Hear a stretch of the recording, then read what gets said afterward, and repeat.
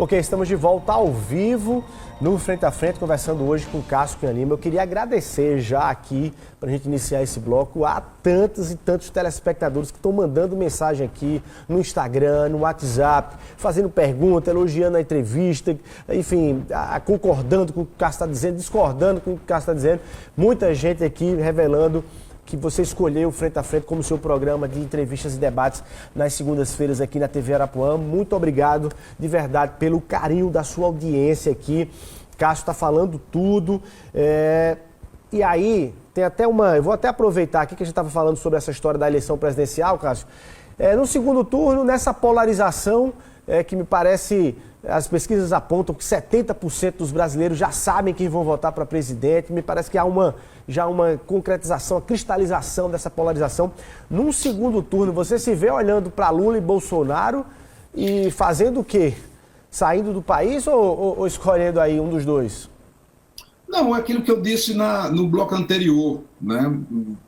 Não há como você responder uma pergunta desse nível, aquilo que eu estava dizendo. Estou destreinado, meio enferrujado, mas eu desaprendi por completo. Você está destreinado, não? Está decidindo como é que vai ser a candidatura, né? Provavelmente numa aliança com o MDB, com a contradição do MDB da Paraíba, né? Que está posta, todo mundo que acompanha a política sabe. Então, primeiro vamos decidir o que vamos fazer no primeiro turno, aí no segundo turno vai se decidir o que se fazer, né?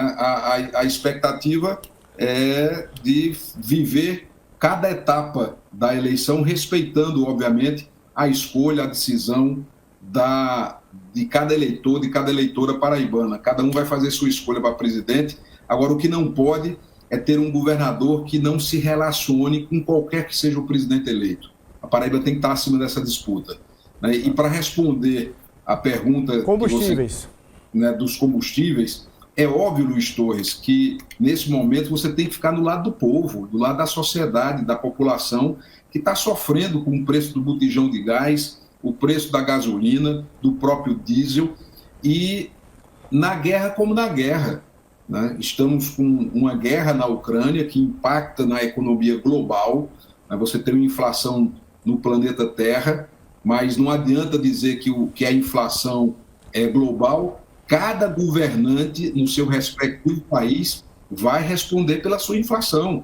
Não tem essa conversa de dizer a inflação é no mundo inteiro. Ok, mas cada governante, repito, vai responder pela sua inflação.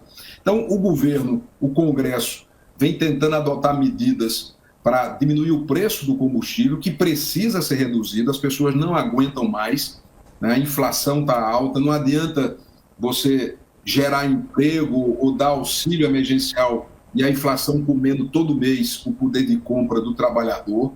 E o fato é que providências precisam ser tomadas, principalmente considerando que os estados foram fortemente ajudados pelo governo federal.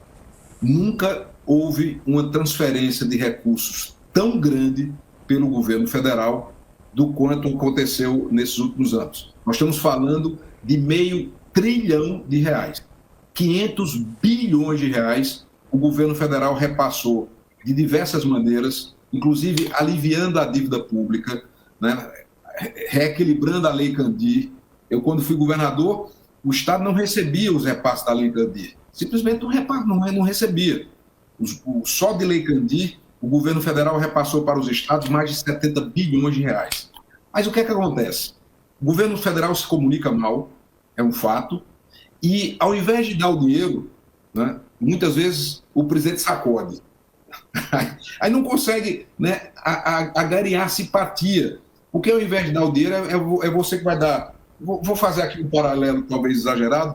Você vai dar um presente a alguém, e ao invés de dar o presente, você vira de lado, vira as costas e joga o presente dos peitos do caba. Do caba é a expressão nordestina nossa, né? Sem nenhum patrulhamento aí ideológico.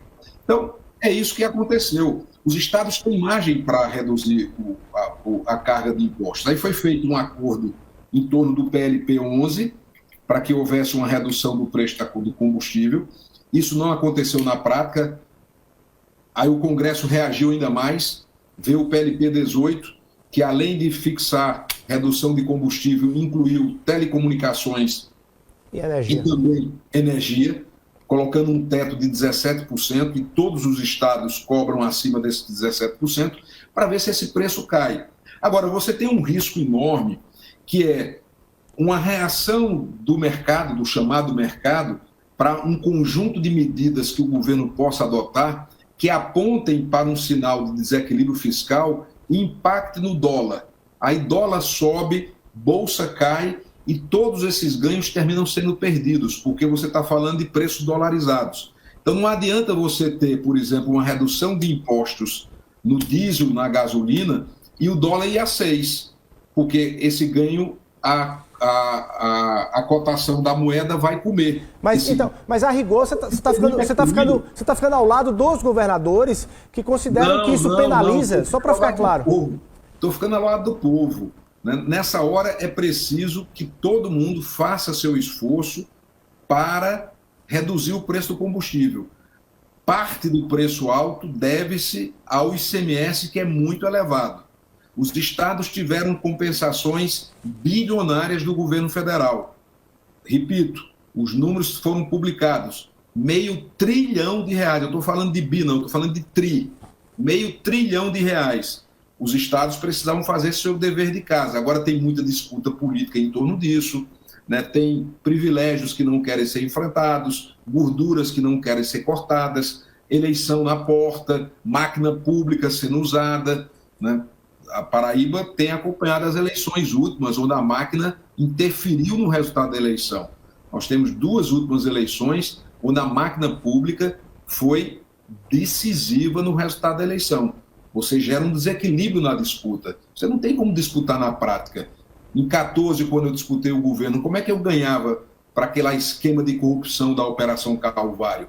Não era Cássio que não ganharia, cidadão nenhum ganharia, porque era um esquema de corrupção que se montou para tomar a eleição de todo jeito. Então, você precisa, né, ter uma visão crítica, uma visão, né, aguçada para essa realidade, e a frase final é: na guerra como na guerra. Estamos numa guerra, temos que tomar providências para mitigar, para diminuir o sofrimento da população. E se dentre essas providências é necessário redução de impostos, que se reduz impostos, para que o povo pague menos no seu botijão de gás, no preço da sua gasolina. Mesmo com a consciência de que isso gerará ali uma perda de arrecadação para investimentos em saúde e educação. Você tem essa... Não, porque o Estado tem recursos em caixa sobrando. É só você reorientar prioridades. Deixar de gastar 50 e tantos milhões em publicidade, deixar de gastar em coisas que não são essenciais, né?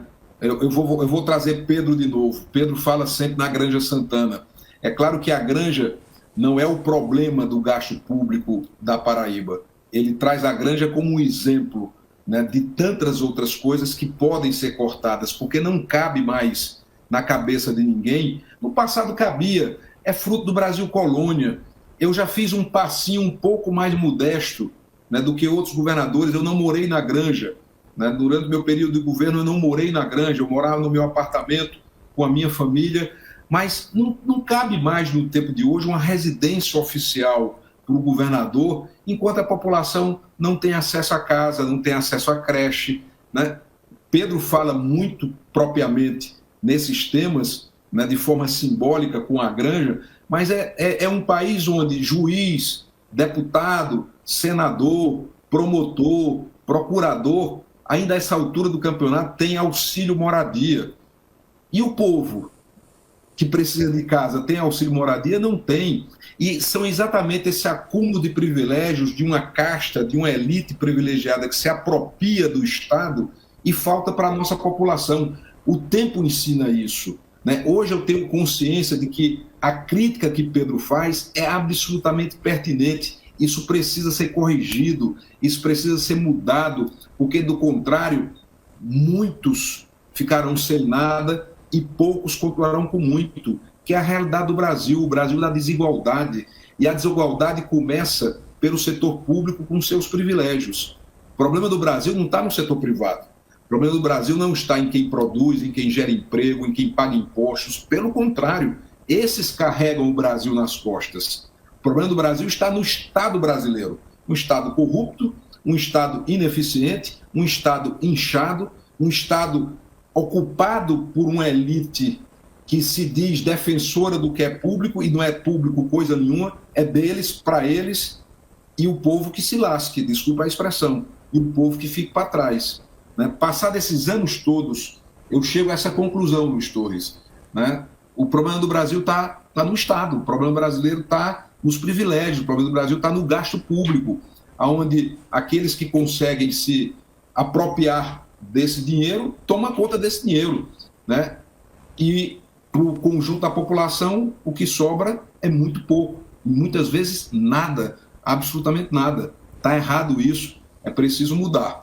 Tá aí, 10 horas e 55 minutos, a gente acabou esticando, inclusive, um pouco aqui, mas, de certa forma, tem gente pedindo até que a gente passe mais do horário, a gente acabou esticando nossa entrevista aqui, Cássio. Eu queria agradecer sua disponibilidade. Para a gente fechar aqui, como é que está a sua agenda agora para a campanha? Você vai dar uma desembarcada na Paraíba, fazer um roteiro mais de campanha ao lado de Pedro Cunha Lima ou não? Você vai mudar um pouco sua agenda aí até o dia 2 de outubro? Como é que está esse seu roteiro aqui para essa campanha ao lado de Pedro?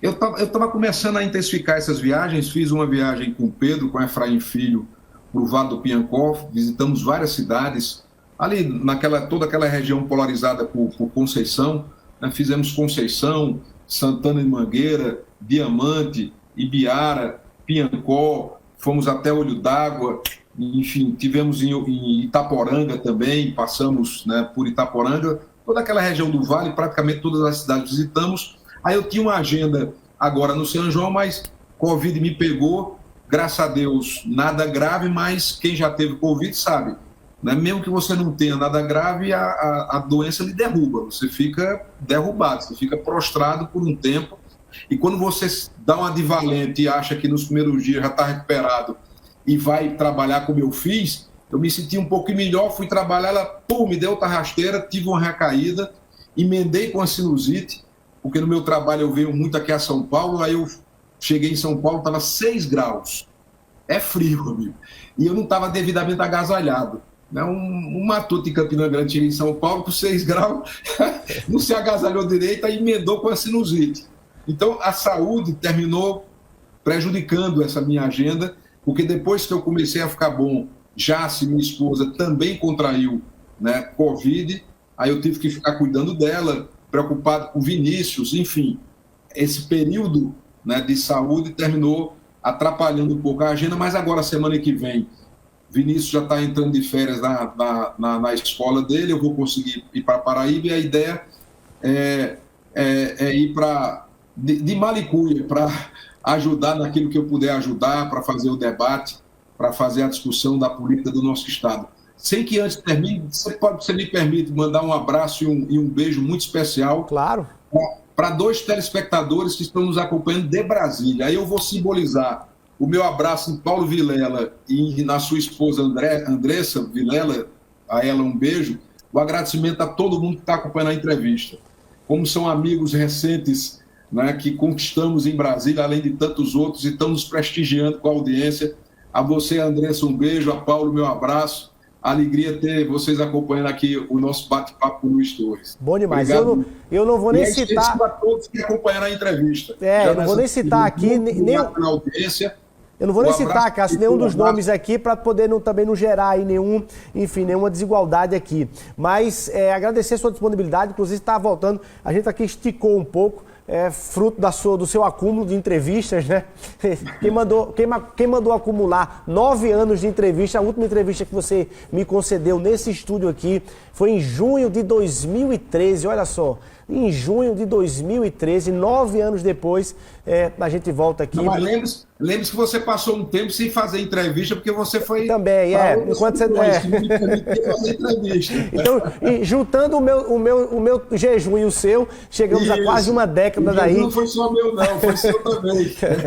Mas quero agradecer, obrigado pela disponibilidade e desejar boa sorte aí na caminhada. Muito obrigado pelo convite, né? Sempre, né, bom poder conversar com você, lhe rever. Eu disse em off, vou dizer de forma pública, se não der 1 minuto. Você cativou meu coração, da minha família, com a homenagem que você escreveu quando meu pai faleceu. Você fez uma crônica que vai estar guardada no coração, isso para mim tem valor, isso para mim tem significado. Eu volto a conceder entrevistas pelo seu programa. Tinha falado com a Arimatea Souza, queria conceder a ele também. Houve um problema técnico que não houve, eu digo, não, agora eu estou liberado. Então, de forma pública, é uma forma de agradecer a homenagem que você prestou à memória do meu pai quando ele faleceu. Isso tem um valor para mim, para minha família imenso, e que esse gesto possa simbolizar esse agradecimento. Obrigado. Eu que agradeço. Eu que agradeço. Bom demais. Está aí. Senador Cássio Cunha Lima aqui no Frente a Frente. A você o nosso abraço. Muito obrigado pelo carinho da sua audiência e até a próxima segunda-feira, se Deus quiser.